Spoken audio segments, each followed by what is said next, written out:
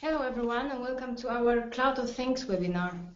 Today we are going to talk about the security about your business data in the cloud.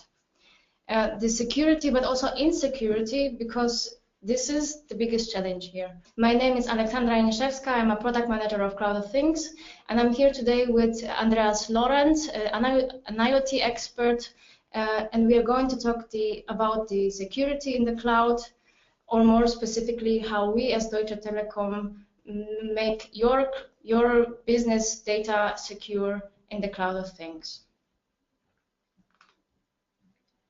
So, are you aware of all the dangers that are coming with the usage of the cloud solutions?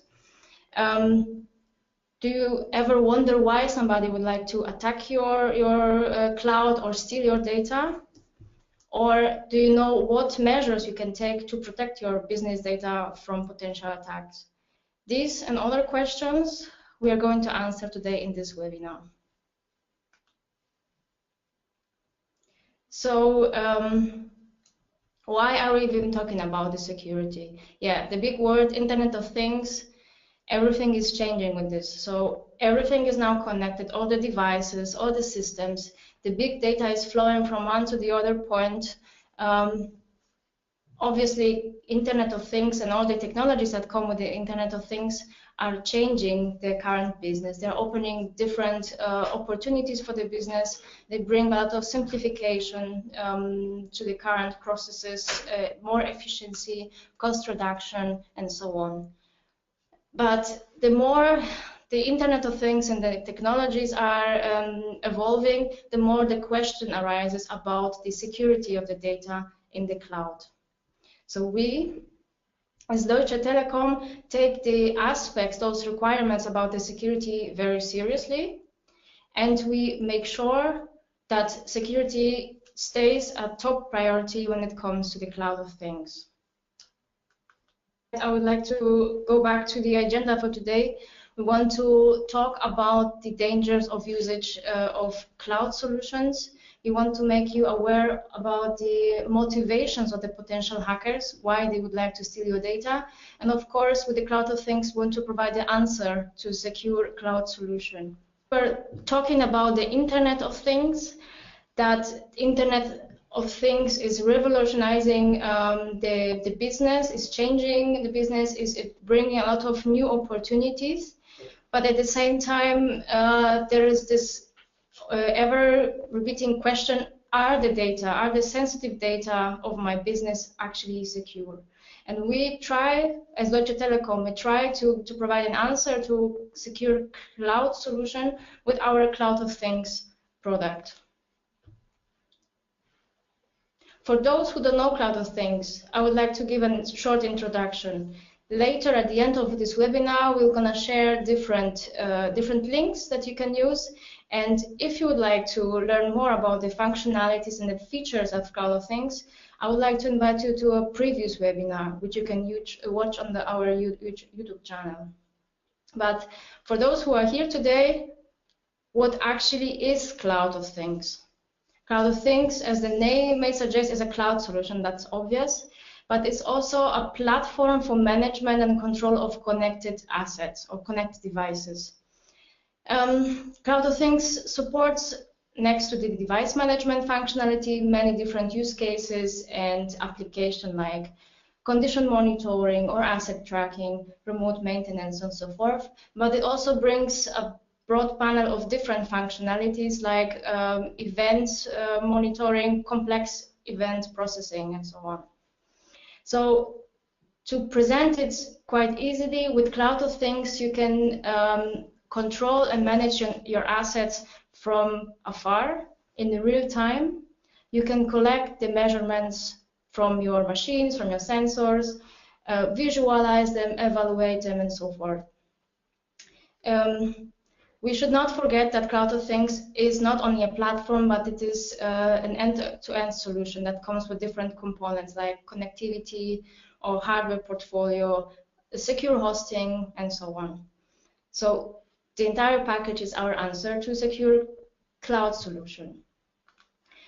Then let's go back to the core of our webinar today, the security. With the measures that we implemented in the Cloud of Things, we try to make our cloud secure. But in fact, let's face it, there are different dangers that come with the usage of cloud solutions. And Andreas is going to present the potential vulnerability scenario and actually show how easy it is to get access to the secure data. Yes, in my daily work, I was often confronted with the question, why do we need to think about security? Nobody knows about our devices. Nobody knows where to find our hardware. And it is special hardware. Nobody knows about the internal details of the hardware and how to manipulate it. I cannot manipulate without access to the hardware and without to know what to do with it. And therefore, they think about a false sense of security by obscurity. They think it is enough just to hide things in the internet. But if we look into some ways how to find information in the internet, then we know, for example, web-based applications like Google. You can easily find information by Google. If you know what hardware is used, then you can watch on the internet for user manuals. You can look on the internet for detailed specifications, marketing material, and so on. And even worse, there are similar applications available for IoT devices. What is on the screen now is an indexing machine called Shodan, which indexes all the available IoT devices, and it does the same for these devices like Google does for the web pages.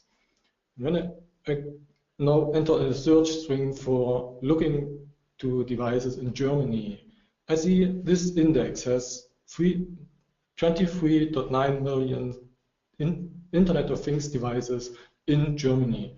So it is a rather high number, but it's not just the number which is interesting. It's also interesting is the level of details which we can retrieve from this service. Details about the IP addresses, about the operating systems running on those devices, the locations of the devices, and in particular also running services on the device. And this is where I want to go into the detail here. For example, we have services like the Hypertext Transfer Protocol, HTTP. There's a small difference between the HTTP and HTTPS, and this S means security. It means running HTTP over SSL encrypted communication channels. If you use your private web browser to do some home banking or whatever, then you should look for the closed padlock on the web link in your browser. And the same holds true for the IoT devices.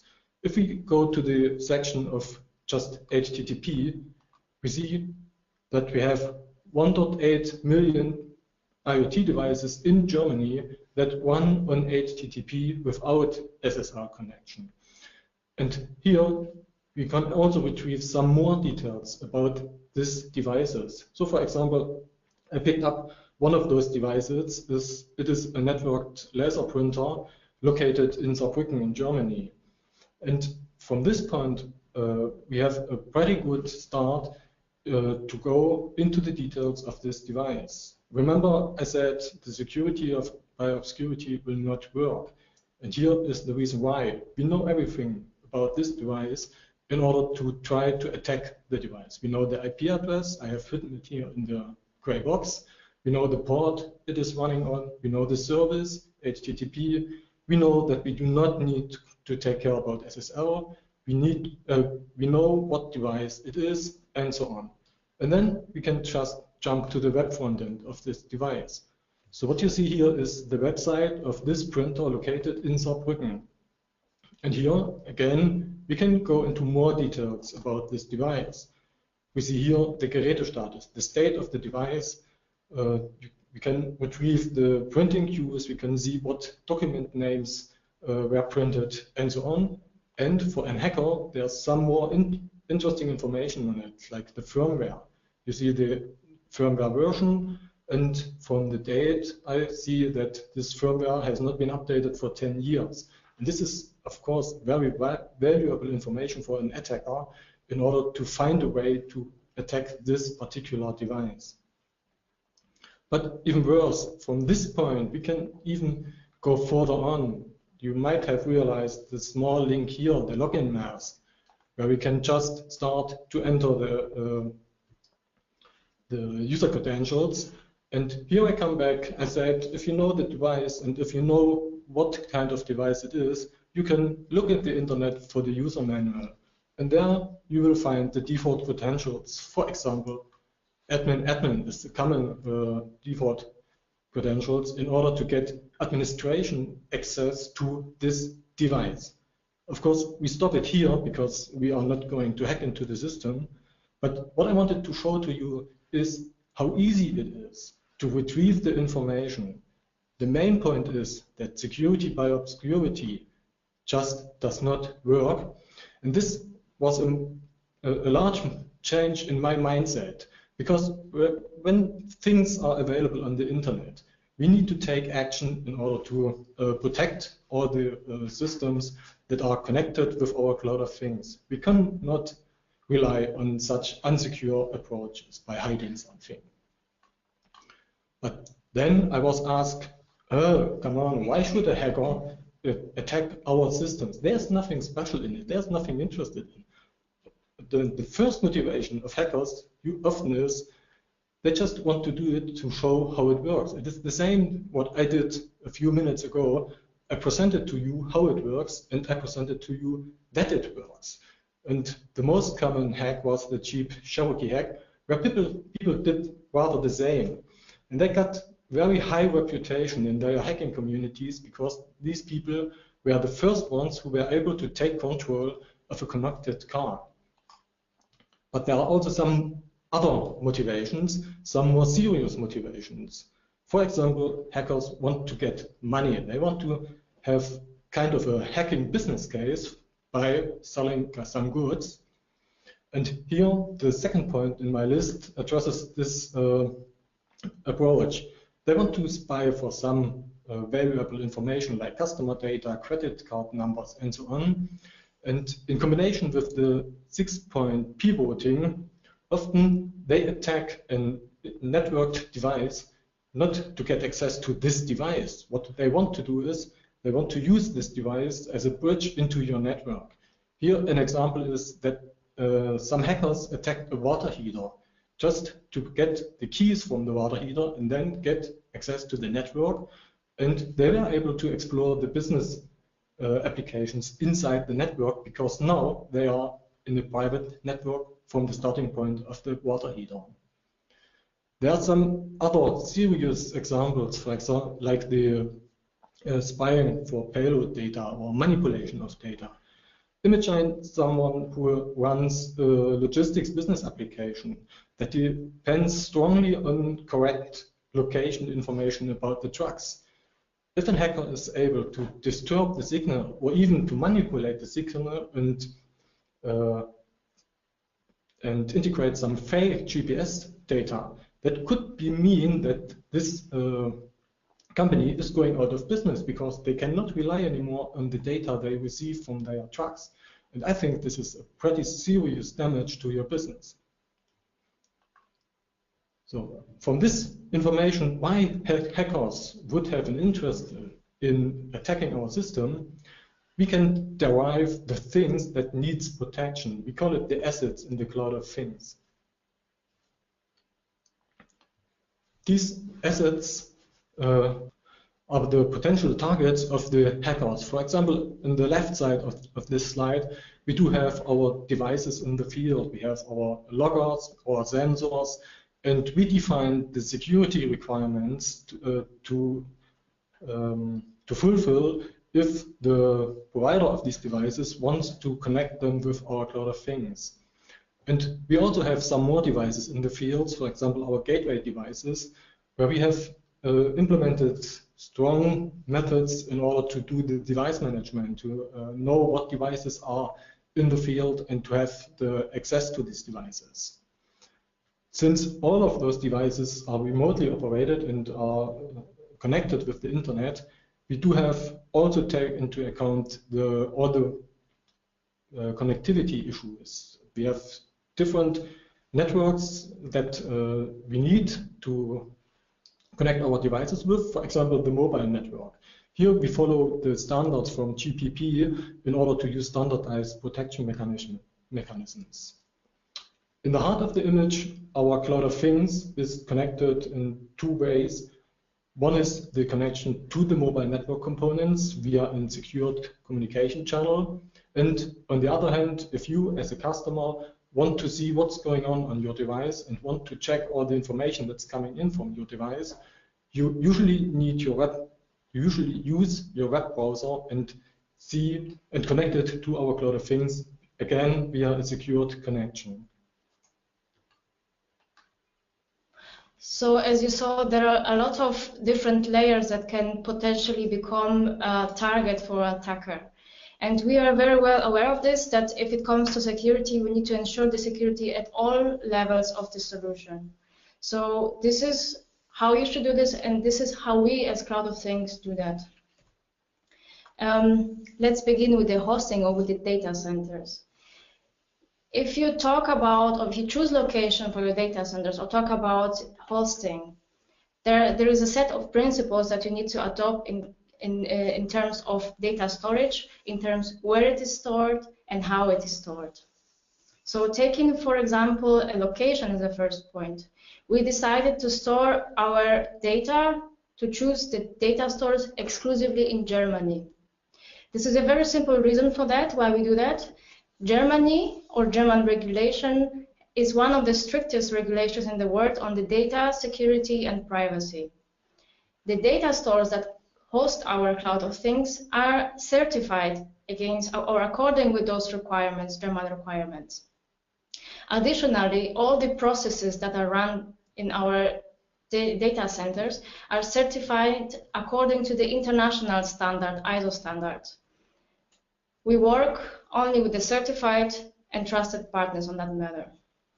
However, there is a number of different aspects that you need to consider when choosing a data store. For example, a physical infrastructure. Physical infrastructure is actually a very good starting point for a potential hacker. And if they get access to the infrastructure, they can easily manipulate the software, they can disconnect the devices, they can plug in some USB sticks and steal the data from the servers. So it is very important to keep in mind that the access to the data stored needs to be secured, safeguarded, and can only be allowed to authorized personnel. We have adopted a number of measures to make sure that our data centers are, in this case, or our infrastructure is secure. For example, the ground, the rooms are being protected from potential break-ins. The personnel who is working there is also specially trained and can only access those rooms under certain circumstances. Additionally, we have secured our infrastructure against certain events that are not foreseeable, like fire or high-low voltage, water, and so on, so that we can ensure that at no point there is any data loss or data leakage. Of course, we are storing our data at the redundant components, so that if one component breaks down, we can still run on our cloud and your assets are running and are secure. What we are also doing is the monitoring of the servers, of the databases at all times. We have implemented a number of measures that protect us from rapid attacks. We are able to immediately recognize it and act on that. Of course, there is also our personnel, our support that is also trained on that, so that we can ensure the highest availability of our service. At this point, we are ensuring 99% of availability of our cloud through secure infrastructure, through trusted partners, and this availability is secured through the standard SLAs that we are providing. This is for different reasons, also to protect your data, but we are aware of the fact what influence an hour of a service outage can have at your business. Another important point which can become a potential target of the attacker is the interface. The interface is accessible through the internet, therefore it has to be additionally secured. We have implemented different systems to make sure that the data cannot be accessed by anybody that's not authorized. For example, our platform supports the multi-tenancy structure. That means that on the platform there are multiple customers or tenants that are separated from one another. They don't share any administrative rights. They don't share the data storage. So there is no chance that they can see their data of the other customer.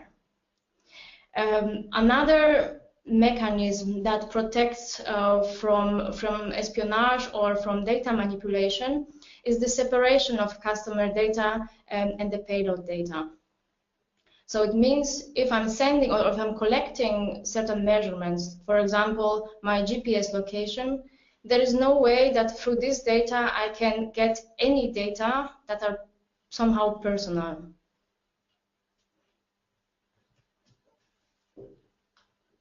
There are different measurements that we also have. We don't have time to discuss them all, but there are different points that we need to consider, and I give it over to Andreas.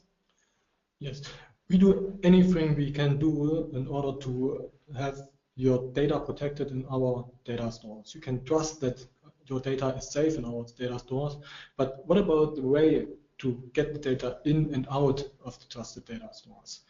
These communication channels, we cannot regret to use any internet connection because all our business cases rely on network devices. So we need to find ways to ensure that the data is safe and the integrity of our the data is also protected.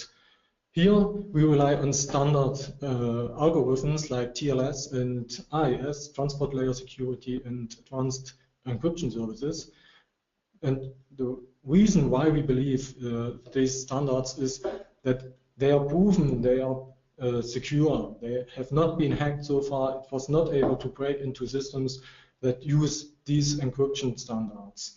The AES encryption standard, for example, is even allowed to be used by the US government for their internal communication. And so we know these are safe algorithms and we couldn't do any better. But of course, we cannot just rely on these standards without doing some other homework.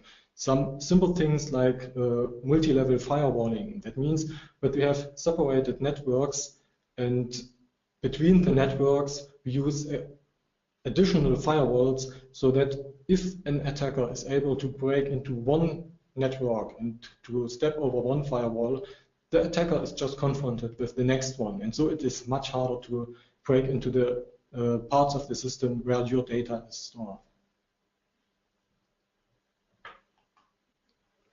Yeah, another level of security brings the core functionality of Cloud of Things itself, so the device management.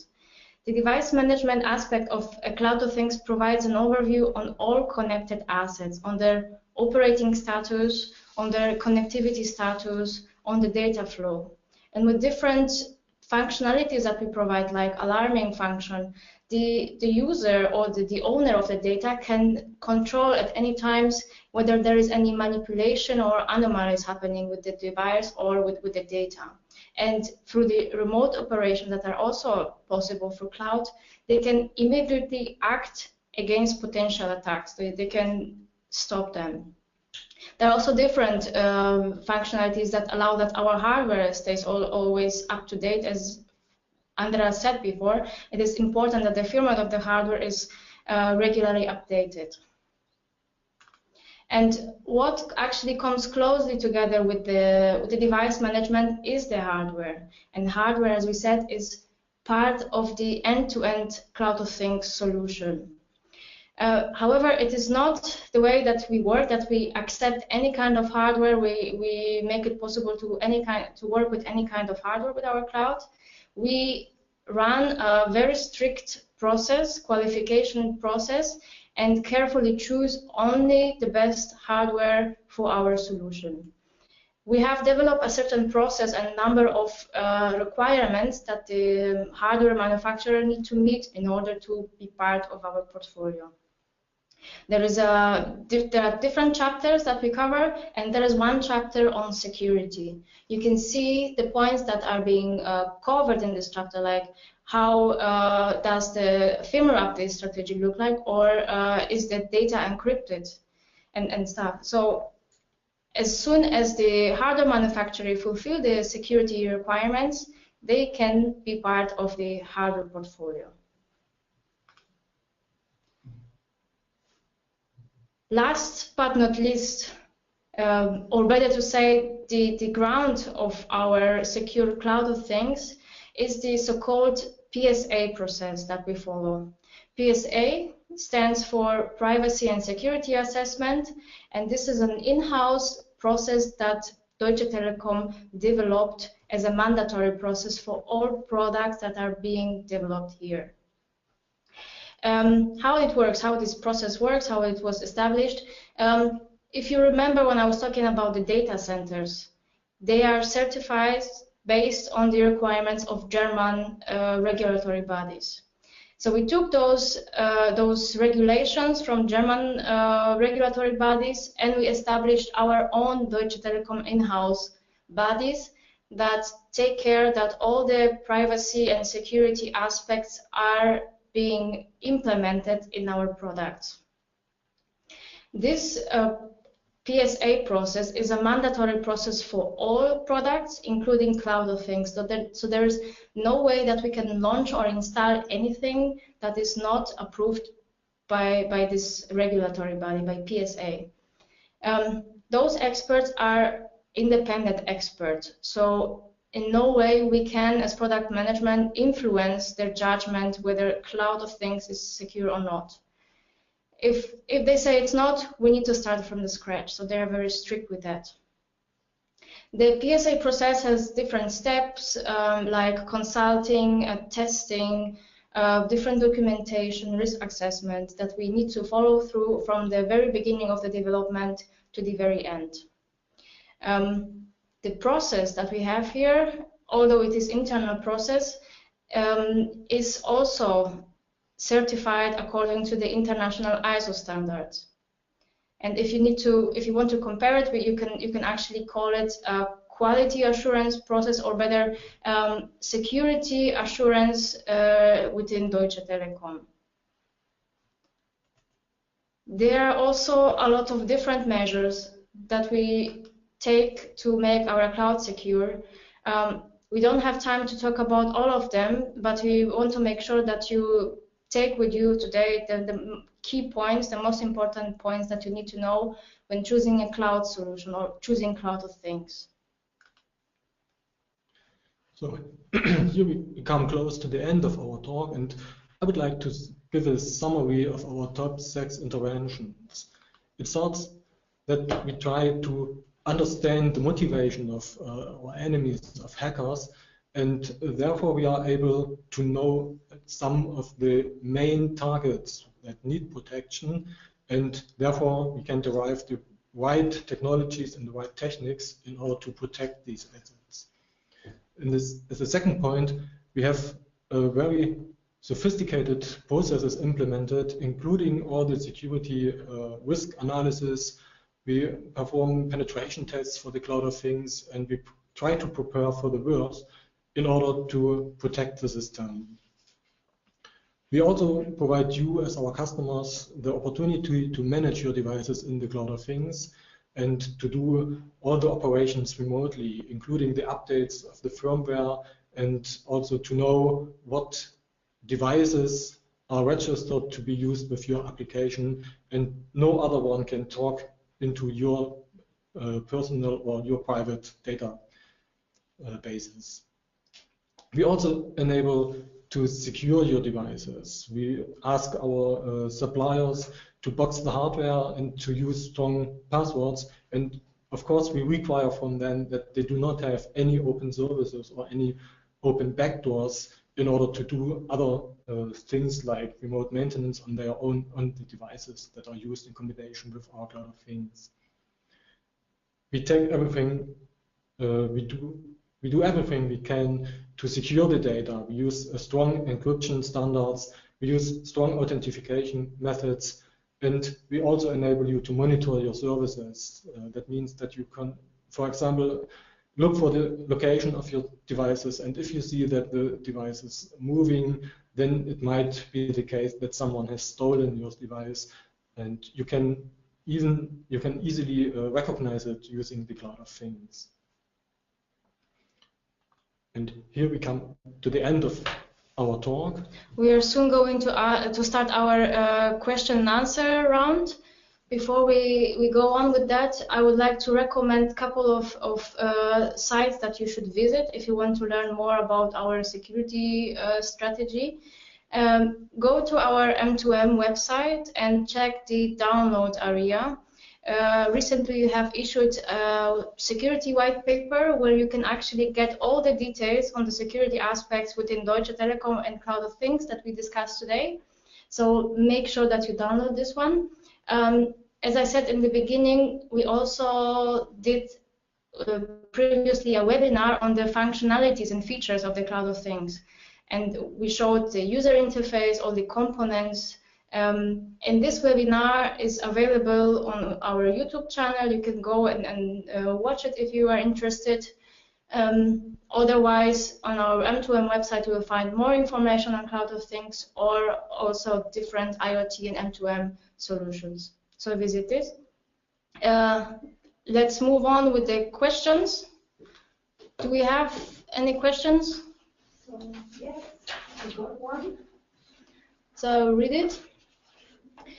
Would it be possible to host the clouds in the data centers abroad? I can answer that. So we said before that we are hosting exclusively in Germany, and there are reasons for that. Germany is very strict on the data privacy and data security, and those requirements are also our requirements or our idea about the secure hosting. However, there are also different countries where we are present, where Deutsche Telekom has its footprint. There are a number of data centers of T-Systems around the globe.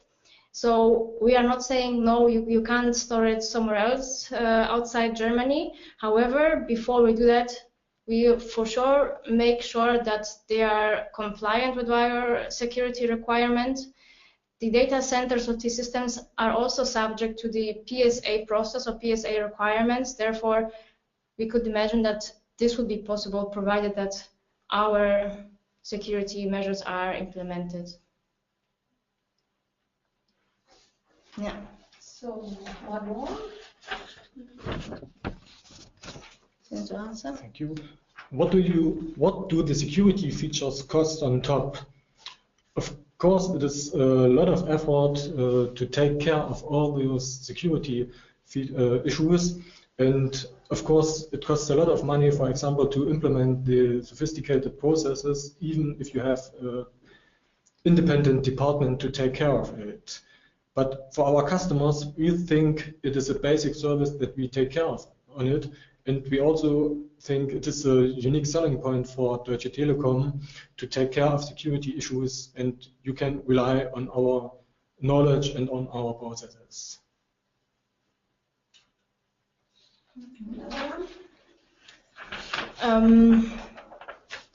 How do you deal with the scheduled maintenance that affect the availability of the platform? So, as I said before, our platform availability is now guaranteed at 99%. This is a calculation that we did, and this is something that we are sure of that we can provide.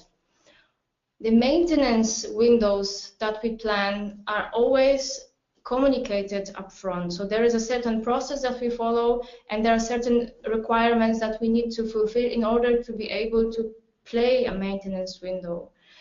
Of course, sometimes certain windows require a certain length.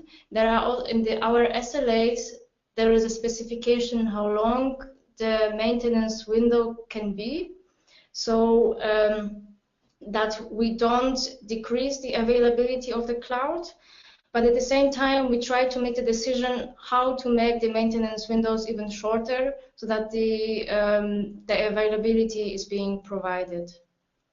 Of course, there are different plans. We want to, in the end, achieve zero outage and zero downtime, so full availability. But this is now still in implementation. But we have this goal on our mind. Do we have further questions? That's it. That's it. We don't have any further questions. However, if you make up your mind, you can still contact us via the email address that is now on the screen. Should you have any further questions or should you need consultancy, visit our website. There is a contact formula. We'll be happy to answer any other questions that you have. Thank you very much. Thank you very much. Thank you for attendance, and yeah, we are good. Thank you and goodbye. Bye.